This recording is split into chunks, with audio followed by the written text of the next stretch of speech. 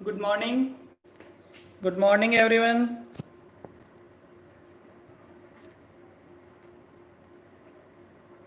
Good morning, Muskan. Good morning, चंचल. Good morning. बेटा क्या आपके पास ऑडियो परफेक्ट आ रहा है? बेटा ऑडियो वीडियो परफेक्ट आ रहा है क्या, बता दीजिएगा. बेटा ऑडियो वीडियो परफेक्ट आ रहा है क्या? आवाज आपको परफेक्टली सही सुनाई दे रही है? बोर्ड भी सही दिखाई दे रहा है?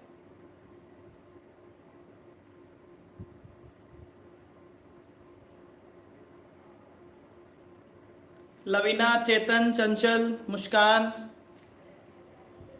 ओके बेटा, परफेक्ट, थैंक यू. चलिए बेटा स्टार्ट करते हैं. चलिए स्टार्ट करते हैं. देखिए बेटा, कल से थोड़ा सा रिवाइज करते हैं कि हम कल कहाँ पे थे. कल हमने एक चैप्टर स्टार्ट किया था जिसको हमने बोला था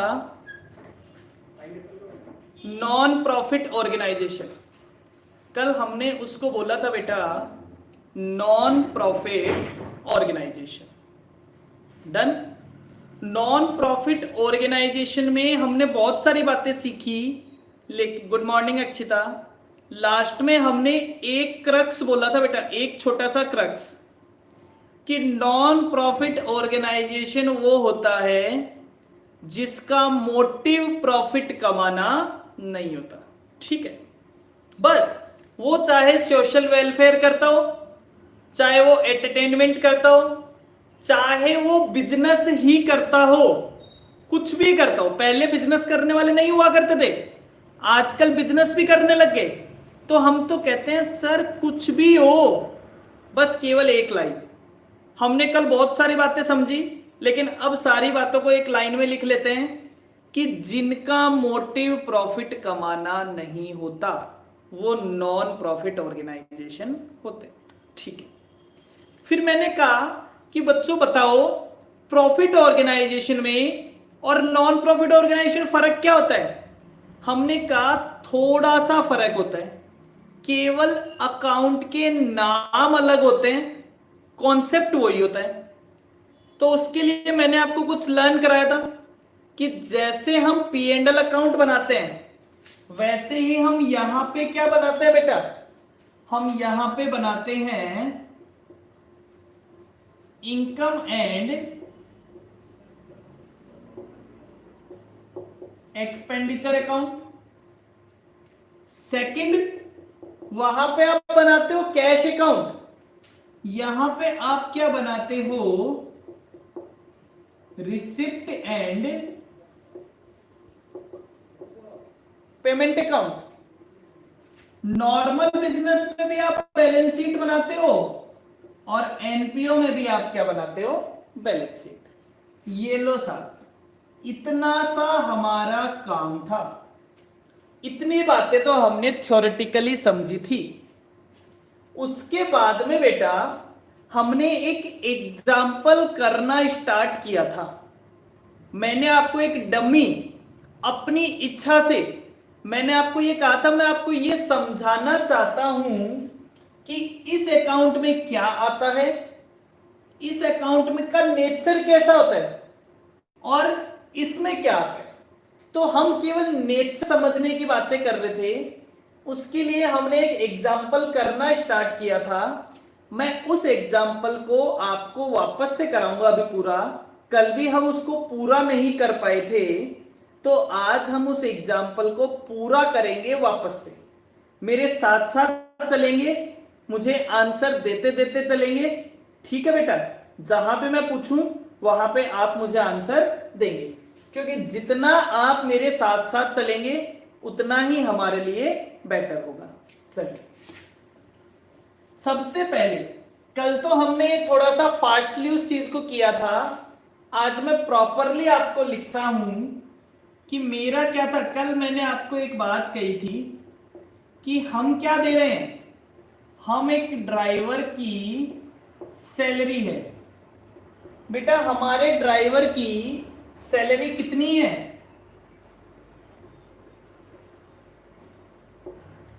10,000 पर मंथ।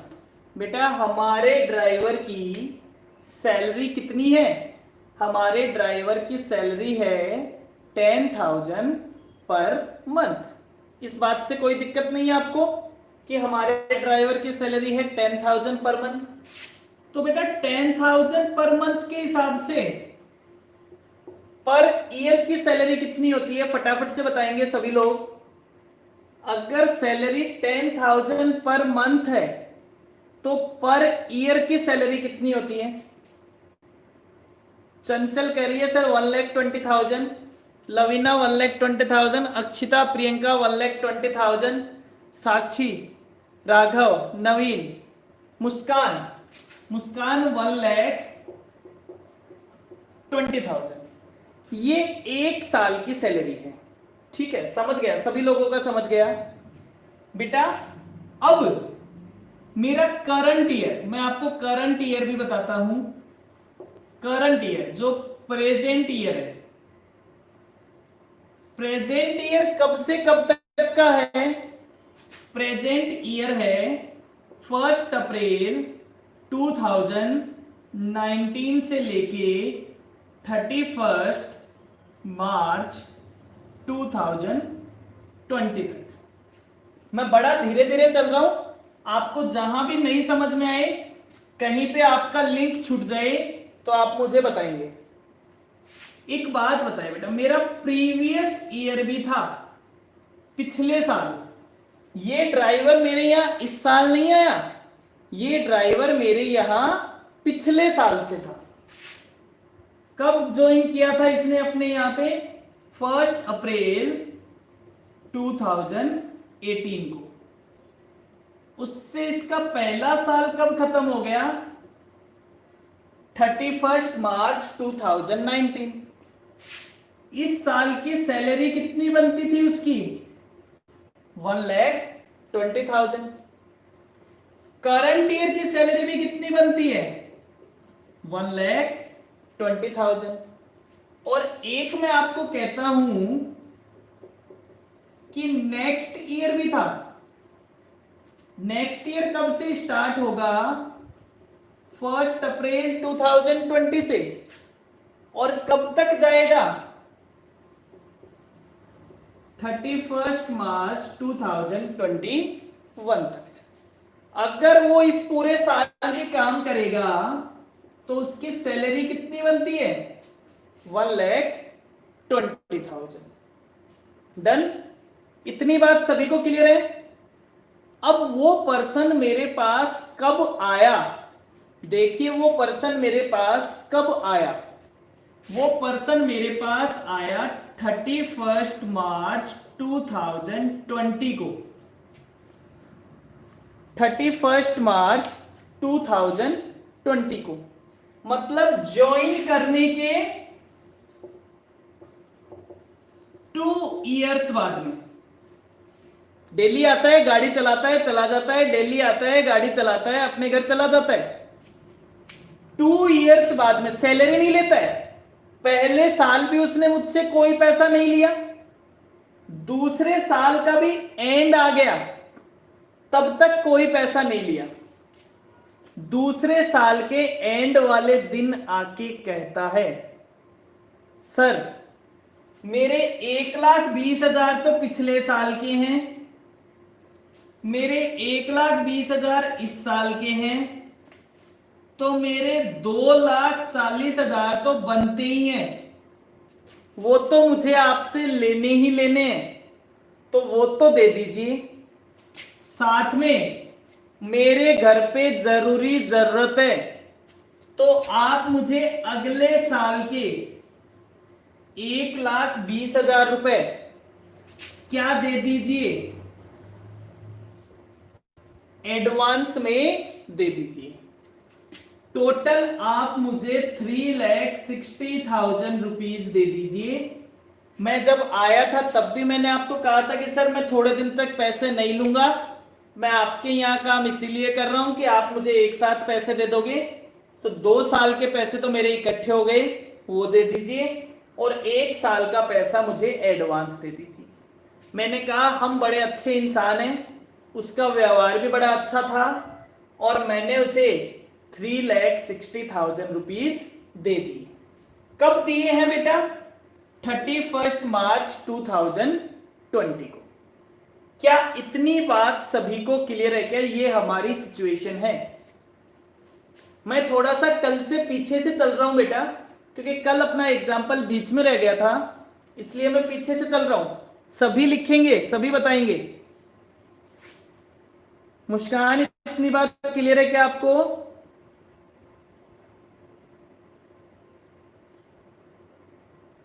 Yes sir. चलिए बेटा, अब एक बात बताएं बेटा, मैं आपको एक रूल बताता हूं। हमारा पहला अकाउंट कौन सा था? हमारा पहला अकाउंट था रिसिप्ट एंड पेमेंट अकाउंट। देखिए, पी एंड एल अकाउंट हम बनाते हैं साल के एंड में जाके, तो इनकम एंड एक्सपेंडिचर अकाउंट भी हम बनाएंगे साल के एंड में जाके। तो इनकम एंड एक्सपेंडिचर अकाउंट की बातें करेंगे बाद में। पहले मैं कहता हूं हम बात कर रहे हैं बेटा रिसिप्ट एंड पेमेंट अकाउंट की, क्योंकि कैश अकाउंट तो आप पूरे साल बनाते हो, तो वैसे ही हम रिसिप्ट एंड पेमेंट अकाउंट भी कब बनाते हैं? पूरे साल बनाते हैं। और साल के एंड में जाके क्या बनाते हैं? Income and expenditure. तो मैं आपको एक रूल बताता हूं कि पूरे साल में, पूरा साल जो करंट ईयर है, करंट ईयर ये वाला साल, करंट ईयर में आपके पास कोई भी पैसा आए या कोई भी पैसा जाए, that is any amount received और any amount paid during the current year.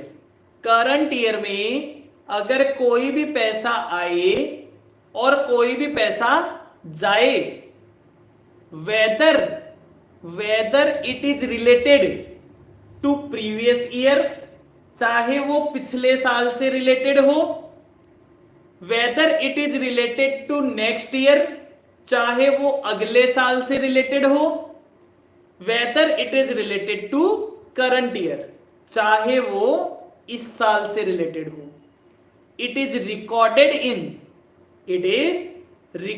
In receipt and payment account. उसको किस में रिकॉर्ड किया जाएगा? रिसिप्ट एंड पेमेंट अकाउंट में रिकॉर्ड किया जाएगा। मतलब सिंपल भाषा में बोले, भैया इस साल कोई पैसा आया है या इस साल कोई पैसा गया है, चाहे वो पिछले साल का था, चाहे वो इस साल का था, चाहे वो अगले साल के लिए था, वो किसी भी साल के लिए था, अगर आपके पास पैसा आया है या आपके पास से पैसा गया है तो वो रिसिप्ट एंड पेमेंट अकाउंट में रिकॉर्ड किया जाएगा। अगर मिला है तो रिसिप्ट साइड में लिखेंगे, अगर गया है तो पेमेंट साइड में लिखेंगे। डन। तो अब आप मुझे बताएंगे कि हम रिसिप्ट एंड पेमेंट अकाउंट में इस साल के रिसिप्ट एंड पेमेंट अकाउंट में सैलरी का कितना अमाउंट लिखेंगे। अब आप मुझे सभी लोग बताएंगे कि इस साल के रिसिप्ट एंड पेमेंट अकाउंट में सैलरी का कितना अमाउंट लिखेंगे। चंचल 360, अक्षिता 360, प्रियंका 360, राघव 360, साक्षी फटाफट 360। वेरी गुड, जल्दी से बताएं। नवीन कह रहा है 360, मुस्कान 360, मुस्कान क्लियर है 360। Very good. चलिए, ये तो बात हुई मेरे रिसिप्ट एंड पेमेंट अकाउंट की। मतलब आपको रिसिप्ट एंड पेमेंट अकाउंट का रूल मिल गया ना बेटा। ये बात केवल रूल समझाने के लिए थी, ये 360 कोई क्वेश्चन नहीं है, ये केवल रूल समझाने के लिए बोला था कि चाहे किसी भी साल का पैसा हो, पिछले साल का हो, अगले साल का हो, इस साल का हो, बस या तो आना इस साल चाहिए या जाना इस साल चाहिए। क्लियर है बेटा? पक्का 100%? जल्दी से बताओ, क्या 100% क्लियर है सभी को?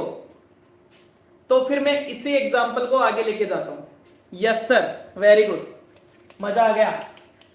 आगे बोलते हैं बेटा, पेमेंट इनकम एंड एक्सपेंडिचर की बात करते हैं। पूरा साल खत्म हो गया। क्या खत्म हो गया बेटा? पूरा साल खत्म हो गया। पूरा साल खत्म होने के बाद हमने ड्राइवर को 3,60,000 दे दिए। अब मैं आपको बताता हूं इनकम एंड एक्सपेंडिचर अकाउंट का rule. Income and expenditure account क्या कहता है? Income and expenditure P and L account. एक बात बताओ बेटा, पी एंड एल अकाउंट कहता है कि पी एंड एल अकाउंट में, या फिर मैं बोलूं इनकम एंड एक्सपेंडिचर अकाउंट में, सॉरी, केवल क्या लिखा जाएगा? या तो इनकम लिखी जाएगी या फिर एक्सपेंस लिखा जाएगा। इनकम और एक्सपेंस के अलावा कुछ भी नहीं लिखा जाएगा। मतलब अगर कोई आप बिल्डिंग खरीदते हो तो इनकम एंड एक्सपेंडिचर में लिखोगे क्या? जल्दी से बताओ, बिल्डिंग खरीदते हो तो इनकम एंड एक्सपेंडिचर में लिखोगे क्या? क्या बिल्डिंग खरीदना खर्चा है क्या? इनकम एंड एक्सपेंडिचर में परफेक्ट आंसर है मुस्कान। इनकम एंड एक्सपेंडिचर में केवल करंट ईयर का अमाउंट लिखा जाता है, और अगर बिल्डिंग खरीदेंगे तो इनकम एंड एक्सपेंडिचर में नहीं लिखेंगे। ठीक है, चलिए अब ये तो बात हो गई कि इनकम एंड एक्सपेंडिचर में केवल और केवल करंट ईयर का अमाउंट लिखा जाएगा, और वो भी किसका अमाउंट है? वो भी किसका अमाउंट है? इनकम और एक्सपेंडिचर का।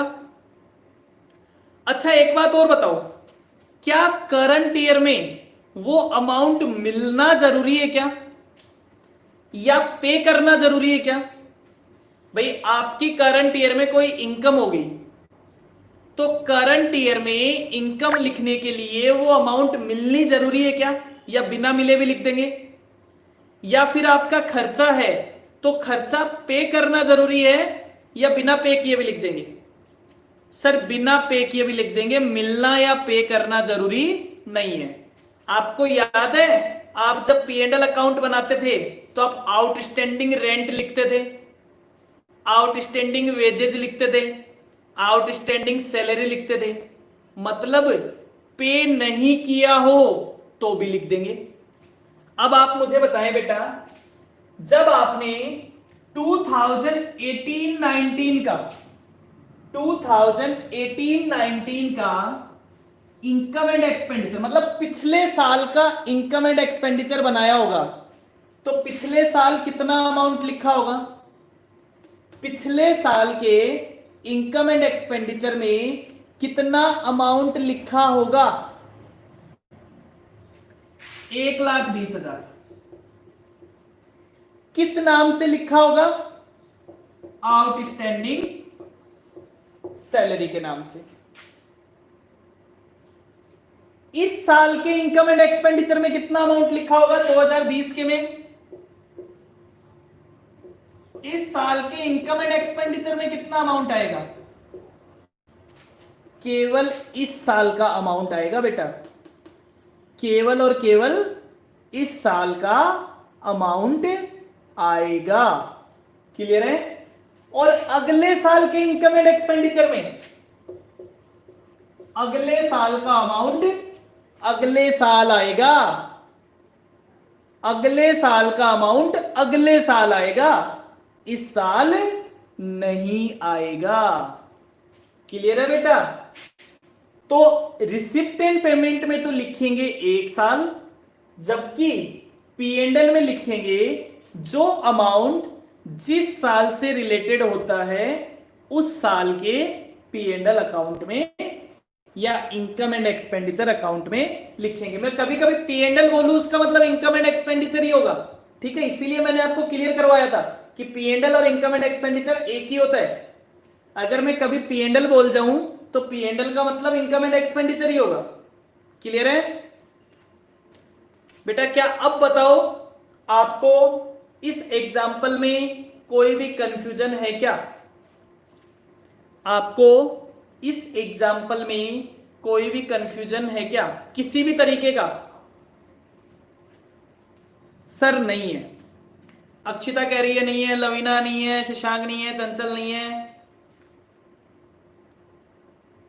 Done sir, no doubts. Muskan no doubts. Okay बेटा, परफेक्ट। अब चलिए मुझे एक बात और बताइए बेटा, मुझे एक बात और बताइए, अगर मैं ये कहूं कि ये सैलरी की जगह कोई और खर्चा था, अगर ये सैलरी की जगह कोई और खर्चा होता तो क्या हमारा ट्रीटमेंट चेंज होता क्या? अगर ये सैलरी की जगह कोई और खर्चा होता तो हमारा ट्रीटमेंट चेंज होता क्या? राघव कह रहे हैं नहीं चेंज होता, नवीन सेम ट्रीटमेंट होता सर, चंचल मुस्कान नहीं चेंज होता, एकदम परफेक्ट, मजा आ गया। मतलब कोई भी खर्चा हो ट्रीटमेंट यही होगा। चलिए चेंज करता हूं, अगर ये खर्चे की जगह इनकम होती, अगर ये खर्चे की जगह इनकम होती, मैं 3,60,000 पे करने की जगह मुझे 3,60,000 मिले होते, तो दोनों अकाउंट में लिखे जाने वाली अमाउंट में चेंज होता क्या? क्या रिसिप्ट एंड पेमेंट में 360 लिखते या नहीं लिखते? अमाउंट में कोई चेंज नहीं होता, केवल पेमेंट की जगह कहां लिख लेते? रिसिप्ट में लिख लेते। अगर ये इनकम होती तो केवल पेमेंट की जगह रिसिप्ट में लिख लेते। पेमेंट किया है तो पेमेंट साइड में लिख देंगे, रिसिप्ट किया है तो रिसिप्ट साइड में लिख देंगे, बस केवल इतना सा फर्क पड़ता। तो इस बात से कोई फर्क नहीं पड़ता कि ये इनकम है या एक्सपेंस है। अगर एक्सपेंस है तो पेमेंट साइड में लिखा जाएगा, इनकम है तो रिसिप्ट साइड में लिखा जाएगा। अमाउंट पे कभी, अमाउंट की कैलकुलेशन पे कभी कोई फर्क नहीं पड़ेगा। क्लियर है? ये सेम रूल ही किस पे लगता है? इनकम एंड एक्सपेंडिचर पे। खर्चा था इसलिए एक्सपेंस के साइड लिखा था, अगर इनकम होती तो इनकम के साइड लिख देता। अमाउंट तो केवल इसी साल का आता, 1,20,000 ही आता।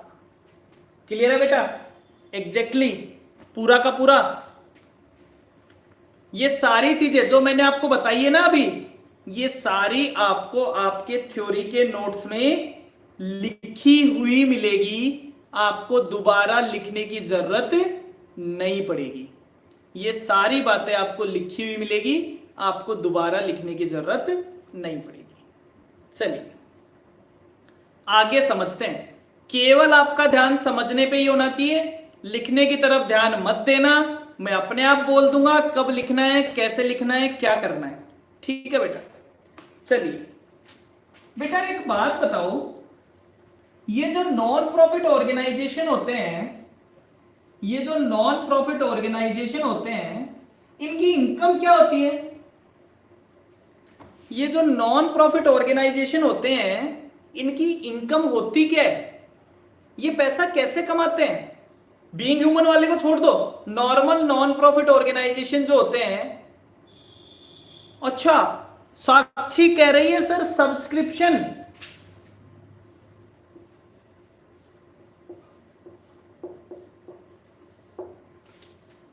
हाँ मुस्कान सब्सक्रिप्शन, सब्सक्रिप्शन सब सब्सक्रिप्शन, लाइफ मेंबरशिप, चैरिटी आ जाना। कोई बोल रहा है लाइफ मेंबरशिप, ठीक है, ये मेंबरशिप का पैसा लेते हैं। डोनेशन आप ही बता रहे हो, देखो आपको सब आता है, मुझे बताने की जरूरत नहीं है। कोई कह रहा है चैरिटी से पैसा आ जाता है, और बताइए जल्दी, मुझे पता है आप सबको आता है। अरे चंचल इन्वेस्टमेंट ये बाद की बातें हैं, पहले जल्दी जल्दी आने वाला पैसा। हाँ ट्रस्ट, ट्रस्ट तो बेटा ऑर्गेनाइजेशन होता है। चलिए इतनी बात समझ ली, इतनी बातों को समझ लेते हैं, ये बहुत है। कोई टिकट्स वगैरह बेच दिया, कोई सेमिनार करवा दिया, ठीक है। एक कह रहा है एंट्रेंस फीस, हाँ बिल्कुल, ऐसे बहुत सारे काम है। चलिए अरे आपको पता नहीं है तरीका, ये लोग पता है क्या करते हैं, अभी नवरात्र आएंगे, नवरात्र आएंगे तो दुर्गा पूजा होगी, ठीक है, काली पूजा, दुर्गा पूजा करेंगे, है ना, उसमें पैसा आता है डेली। अरे नॉन प्रॉफिट ऑर्गेनाइजेशन, आपको पता है, आपने कभी वो दशहरे पे रावण बनाया है? अपनी कॉलोनी में, अपने मोहल्ले में कभी दशहरे पे रावण बनाया है?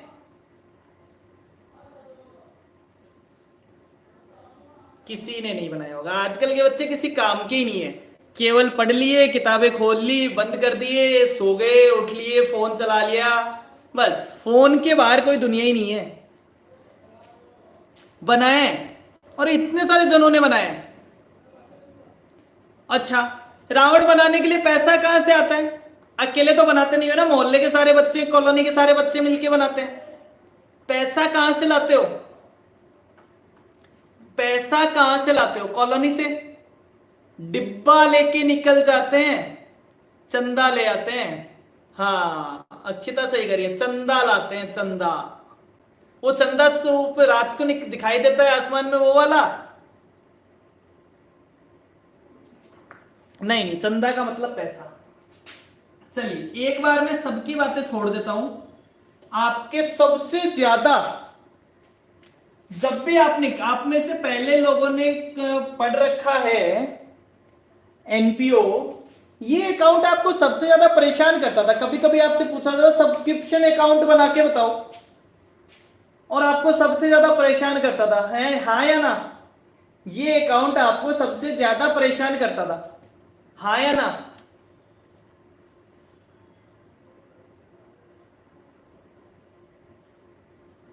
Subscription, outstanding subscription, advance subscription, हाँ। चलिए बेटा, मुझे कोई बताएगा सब्सक्रिप्शन को हिंदी में क्या कहते हैं? बेटा कोई बताएगा सब्सक्रिप्शन को हिंदी में क्या कहते हैं? बहुत बहुत चीजें क्लियर हो जाएगी। हिंदी में क्या कहते हैं सब्सक्रिप्शन को? डिश टीवी वाला सब्सक्रिप्शन, है ना? हाँ, लोगों के दिमाग में आ रहा होगा। अब जब सब्सक्रिप्शन का आज तक किसी ने सोचा भी नहीं है, आज तक आप लोगों ने सोचा भी नहीं है। अब मैं आपसे पूछ रहा हूं सब्सक्रिप्शन को हिंदी में बताइए। मुस्कान कह रही है सर मेंबरशिप फीस। नहीं बेटा, subscription is not a membership fees. हाँ, मेंबर होने के नाते देना पड़ता है, मेंबर होने की वजह से देना पड़ता है, लेकिन मेंबरशिप फीस नहीं होती।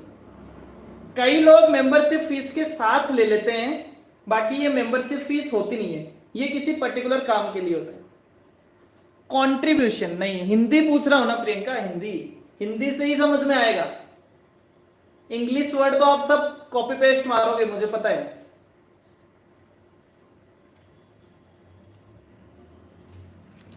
शशांक, अंशदान ना बेटा, ये गूगल वाले वर्ड नहीं चलेंगे। दान तो फिर डोनेशन क्या होता है प्रियंका? फिर डोनेशन क्या होता है? फिर ये बताओ डोनेशन क्या होता है? अब अगर आप ये कहते हो दान सब्सक्रिप्शन है, तो भैया फिर डोनेशन। अक्षिता पता नहीं सर, हिंदी में ही लिखता हूं।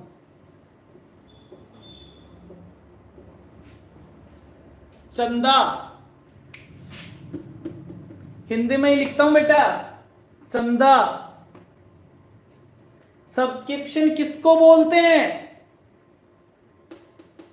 चंदे अमाउंट को। अभी आपने कहा था ना, कॉलोनी से चंदा मांग के लाते हैं रावण बनाने के लिए, बेटा वो क्या होता है? सब्सक्रिप्शन।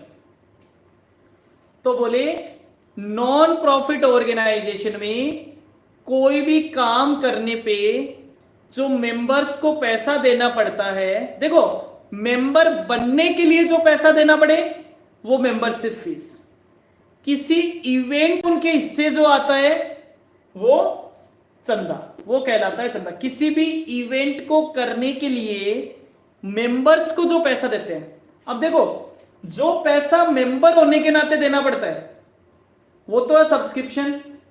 अच्छा एक बात बताओ, एक बात बताओ, आप दुर्गा पूजा करवाते हो, रावण बनाते हैं, तो वहां ऐसा कम होता है, दुर्गा पूजा में ज्यादा होता है कि सबकी शॉप से पैसे ले जाते हैं, तो वो तो बोलते हैं सब्सक्रिप्शन।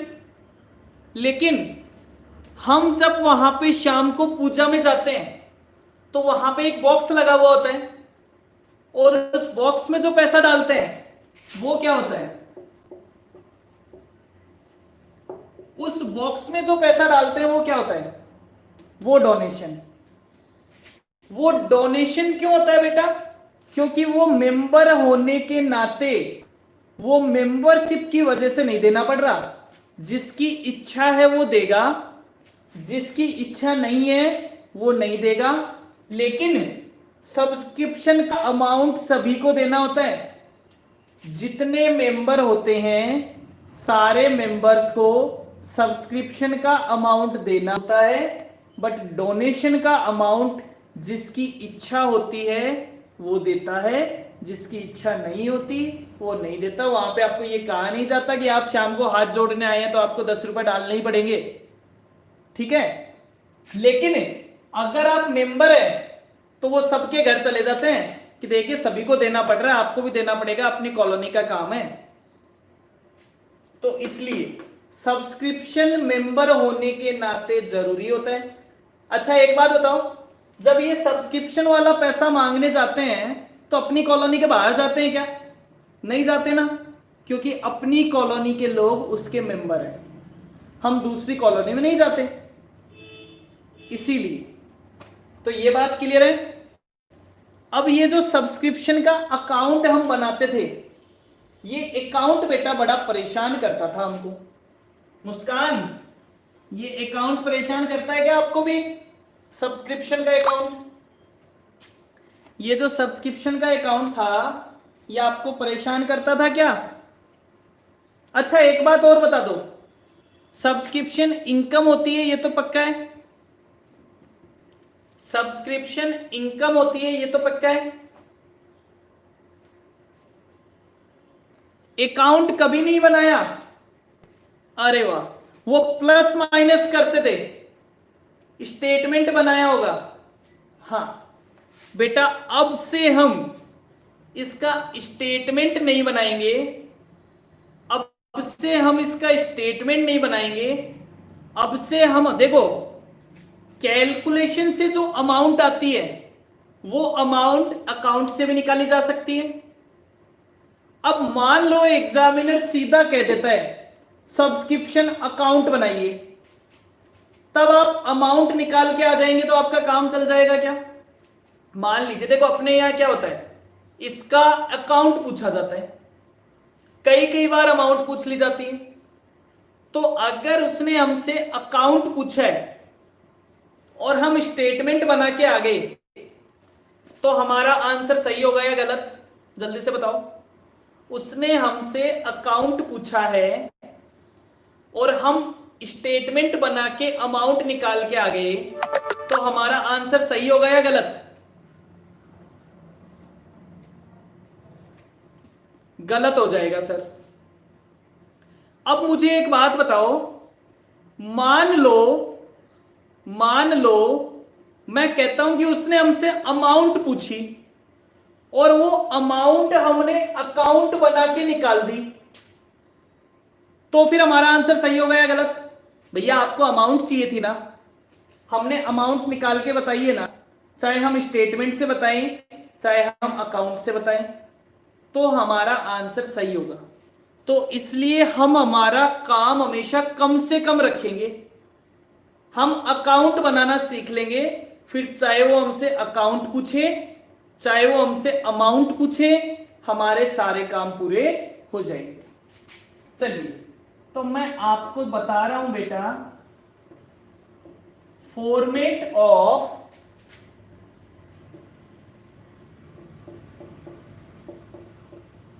Subscription account. मैं आपको सब्सक्रिप्शन अकाउंट का फॉर्मेट बता रहा हूं कि सब्सक्रिप्शन अकाउंट का फॉर्मेट कैसा होता है। बहुत ही इजी अकाउंट होता है, पता नहीं आज तक आप क्यों परेशान रहते थे।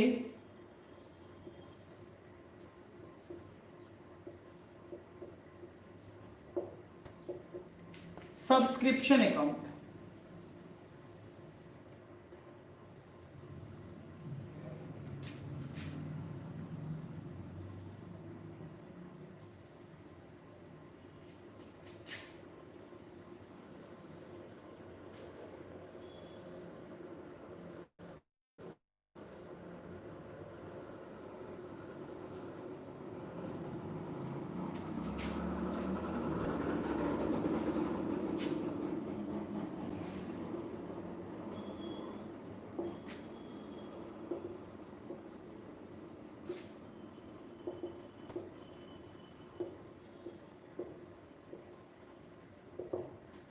बेटा एक बात बताओ, हो सकता है ना आपको पिछले साल का सब्सक्रिप्शन मिलना बाकी हो।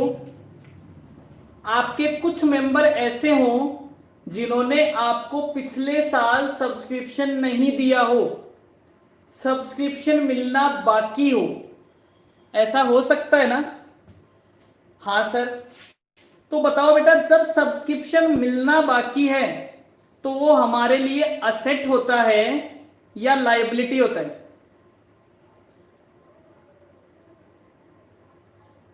सब्सक्रिप्शन मिलना बाकी होता है तो वो हमारे लिए असेट होता है या लायबिलिटी होता है? चंचल बोल रही है असेट, राघव असेट, साक्षी असेट, प्रियंका असेट। बाकी लोग जल्दी बोलेंगे, मेरे को बोलते रहेंगे साथ साथ। बेटा आप लोगों की शक्ल नहीं दिखाई दे रही मुझे, आप बोलेंगे लिखेंगे तो ही मुझे समझ में आएगा।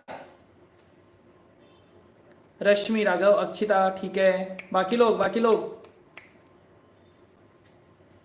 लवीना असेट, चिराग भी असेट, मुस्कान असेट या लायबिलिटी? शशांक असेट। अभी भी कुछ लोग बाकी हैं। गर्वित, यहां पे प्रॉब्लम रही तो प्रॉब्लम रहेगी। Naveen asset, Muskan asset. बेटा असेट डेबिट में लिखते हैं तो यहां पे क्या लिखेंगे? To balance brought down. कौन सा अमाउंट लिखेंगे? जो आउटस्टैंडिंग था सब्सक्रिप्शन का, वो अमाउंट जो साल के शुरू में मिलना बाकी था। साल के शुरू में मिलना कौन सा बाकी होगा? जो पिछले साल का सब्सक्रिप्शन होगा, वो हमें पिछले साल मिला नहीं होगा, तो वो साल के शुरू में हमारी क्या है? असेट है। तो to balance brought down outstanding subscription. जितना भी अमाउंट दे रखा होगा उतना हम लिख देंगे। बेटा हो सकता है ना पिछले साल कुछ ऐसे भी लोग हों जिन्होंने हमें पिछले साल का भी दे दिया था और इस साल का भी दे दिया था। तो कुछ लोगों ने पिछले साल ही हमें इस साल का भी सब्सक्रिप्शन पे कर दिया था कि 2 साल का ले जाओ एक साथ ही। तो वो जो हमें इस साल का सब्सक्रिप्शन मिला था वो हमारे लिए असेट है या हमारे लिए लायबिलिटी है? साल के शुरू में जो हमें एडवांस मिला हुआ था वो हमारे लिए असेट है या लायबिलिटी है? लायबिलिटी है। और लायबिलिटी है तो लायबिलिटी कौन से साइड आती है? क्रेडिट साइड आती है। तो आप क्या लिखोगे बेटा? आप लिखोगे बाय बैलेंस ब्रॉट डाउन। यहां पे कौन सा अमाउंट आएगा? जो एडवांस वाला अमाउंट है। ठीक है बेटा। तो पिछले साल का कुछ बाकी था वो भी लिख दिया, पिछले साल जो एडवांस मिला हुआ था वो भी लिख दिया।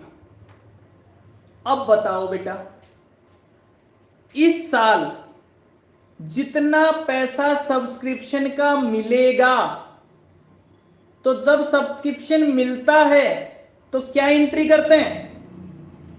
मान लो हमारे पास पैसा आता है तो पैसा आने की क्या एंट्री करते हैं? Cash account debit to subscription, ये एंट्री करते हैं ना, कैश टू सब्सक्रिप्शन। अब मैंने आपको कहा था यहां कैश की जगह कौन सा अकाउंट बनाते हैं?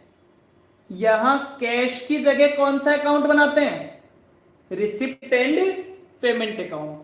तो आप क्या एंट्री करेंगे? Receipt and payment account debit to subscription. तो सब्सक्रिप्शन में पोस्ट करके बताइए, सब्सक्रिप्शन में क्या लिखेंगे? By receipt and payment account. Amount में क्या लिखेंगे? अमाउंट रिसीव्ड, जितना पैसा मिला है। क्लियर है? जितना पैसा मिला है। ठीक है बेटा। ये होने के बाद रिसिप्ट एंड पेमेंट में इनकम आ गई, सॉरी सब्सक्रिप्शन की इनकम आ गई। तो सब्सक्रिप्शन की इनकम को साल के एंड में कहां ट्रांसफर करते हैं? सब्सक्रिप्शन की इनकम को साल के एंड में कहां ट्रांसफर करेंगे? इनकम एंड एक्सपेंडिचर अकाउंट में। तो क्या लिख देंगे? To income and expenditure account. क्योंकि जब भी कोई इनकम होती है तो इनकम एंड एक्सपेंडिचर, प्रॉफिट होता था तो प्रॉफिट को क्रेडिट करते हैं, तो इनकम एंड एक्सपेंडिचर को क्रेडिट कर दिया। ठीक है बेटा, इतना काम हो गया। अमाउंट ऑफ, इसमें कौन सा अमाउंट आएगा? Amount related to current year. इसमें कौन सा अमाउंट लिखेंगे? वो वाला अमाउंट जो करंट ईयर से रिलेट करता था। ठीक है। अब एक बात और बताओ बेटा, साल के एंड में हो सकता है ना कुछ सब्सक्रिप्शन बाकी हो। साल के एंड में हो सकता है ना कुछ सब्सक्रिप्शन बाकी हो। तो साल के शुरू में ओपनिंग बैलेंस जहां लिखते हैं उसका अपोजिट साइड में लिखते हैं साल के एंड में। तो यहां क्या लिख देंगे? By balance carried down. यहां कौन सा आ जाएगा? आउटस्टैंडिंग वाला। और यहां क्या लिख देंगे? To balance, sorry carried down. यहां कौन सा लिख देंगे? एडवांस वाला। क्या बेटा ये अकाउंट अब आपको क्लियर है? अब आपसे पूछा क्या जाता है, इन 6 अमाउंट के अलावा इस अकाउंट में कभी भी कोई 7वां अमाउंट नहीं आ सकता। इन 6 अमाउंट के अलावा कोई भी 7वां अमाउंट नहीं आ सकता। एग्जाम में पता है आपको क्या देता है? एग्जामिनर कहता है, एग्जामिनर आपको कोई भी 5 अमाउंट देता है और छठा अमाउंट आपसे कैलकुलेट करवाता है।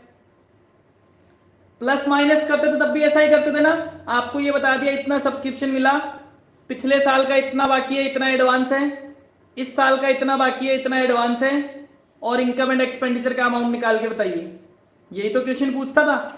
तो मैंने कहा 6 में से कोई भी 5 अमाउंट दे देगा, वो पांचों अमाउंट अपन फिलअप कर देंगे, छठा अमाउंट हमेशा बैलेंसिंग फिगर आ जाएगा। मान लो ये दोनों बता रखे हैं, ये दोनों बता रखे हैं, रिसिप्ट एंड पेमेंट का बता रखा है, इनकम एंड एक्सपेंडिचर का नहीं बता रखा, तो वो बैलेंसिंग फिगर आ जाएगा। मान लो रिसिप्ट एंड पेमेंट का नहीं बता रखा, तो वो बैलेंसिंग फिगर आ जाएगा। तो 5 अमाउंट बता देगा और छठा अमाउंट आपसे पूछ लेगा। आपको ना तो कोई प्लस माइनस याद करने की जरूरत है कि किसको प्लस करते हैं किसको माइनस करते हैं, फिर इनकम एंड एक्सपेंडिचर में आ जाए तो उल्टा करते हैं, कुछ भी करने की जरूरत नहीं है बेटा। ये 6 अमाउंट 5 लिख देना, छठा ऑटोमेटिकली मिल जाएगा। ना तो ये याद करना है किसको प्लस करना है, ना ये याद करना है किसको माइनस करना है। गलत होने का चांस ही खत्म। कभी गलत हो ही नहीं सकता, ना तो लॉजिकल और ना ही क्लरिकल। पक्का है बेटा? क्या अकाउंट सभी को क्लियर है? अकाउंट में किसी को कोई भी कंफ्यूजन है तो मुझे बताइए। इस अकाउंट में sir DR side income and expense की एंट्री बताओ। अरे बेटा, इनकम एंड एक्सपेंस की एंट्री क्या करते हैं? सब्सक्रिप्शन की एंट्री। देखो, सब्सक्रिप्शन मिला था तब क्या एंट्री की थी? सब्सक्रिप्शन मिला था तब क्या एंट्री की थी? Receipt and payment account debit to subscription. इसे इनकम एंड एक्सपेंडिचर में ट्रांसफर करोगे तो क्या एंट्री करोगे?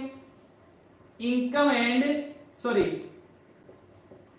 Subscription account debit to income and expenditure account. तो इनकम एंड एक्सपेंड सब्सक्रिप्शन में क्या लिखोगे? टू इनकम एंड एक्सपेंडिचर, यही तो लिखोगे।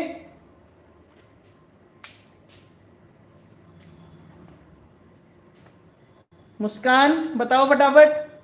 लवीना क्लियर है सर? देखो अक्षिता बोल रही है सर क्लियर है, प्रियंका क्लियर है, चंचल हो गया, लवीना हो गया, शशांक, महेश, प्रियंका, अंजलि, नवीन। बाकी लोग भी बताओ बेटा फटाफट से।